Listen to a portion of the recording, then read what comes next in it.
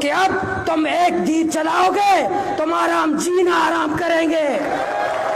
وہ دن آئے گا جب ہم پشیمان ہو جائیں. موت سے خدا کی قسم ہمیں موت سے محبت ہے, موت کو گلے لگائیں گے.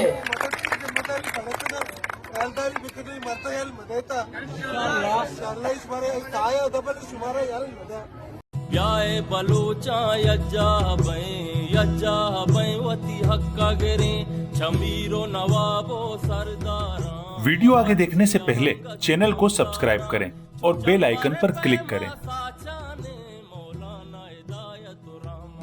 تاریخ ہمیشہ بہادروں نے ہی رقم کی ہے.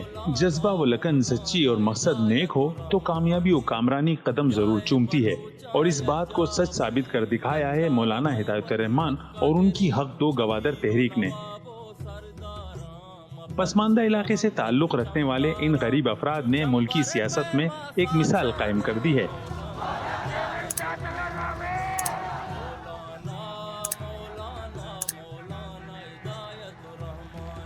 انہوں نے بلوچستان کی حالیہ بلدیاتی انتخابات میں گوادر میں سرمایہ داروں, جاگیرداروں اور موروثی سیاست کے خوگروں کو جس شکست سے دوچار کیا ہے وہ کسی معجزے سے کم نہیں.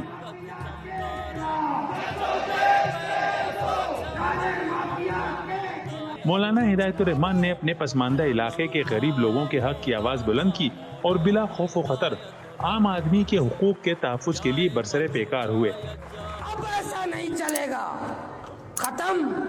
جتنا تم نے یا فرعونیت دکھانی تھی دکھا دی, جتنی تم نے بدماشی کرنی تھی کر لی.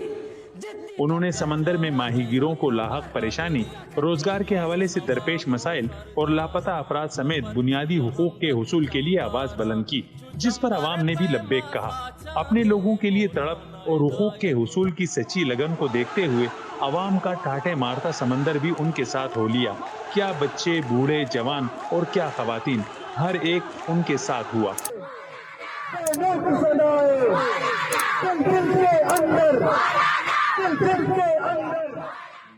حالیہ بلدیاتی الیکشن میں ضلع گوادر کی 4 تحصیلوں گوادر, جیونی, اورماڑا اور پسنی کی 13 یونین کونسلز اور میونسپل کمیٹی کے 157 حلقوں میں انتخابات کا اعلان کیا گیا, جن میں سے 28 حلقوں کے امیدوار بلا مقابلہ منتخب ہوئے جبکہ 8 نے کاغذات نامزدگی جمع نہیں کرائے.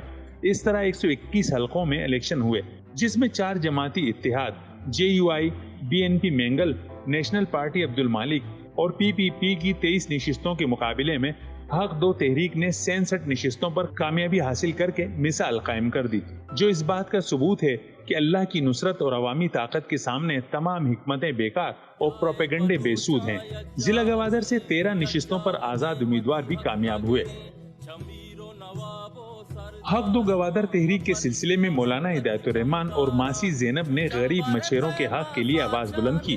تحریک کا صحیح معنوں میں آغاز 15 نومبر 2021 کو ہوا, جس میں خواتین ریلی سمیت بڑے پیمانے پر جلسے, جلوس اور ریلیاں نکالی گئیں.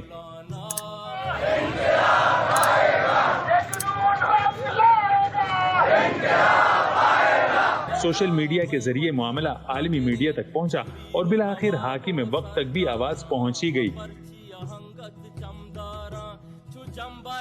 تحریک میں کئی تکالیف اور پریشانیوں کا سامنا رہا, مگر صبر و استقامت کا دامن قیادت سمیت کارکنان نے بھی نہیں چھوڑا, جس کا نتیجہ یہ نکلا کہ یہاں کے لوگ بلدیاتی انتخابات میں اپنی نمائندگی قائم کرنے میں کامیاب ہوئے.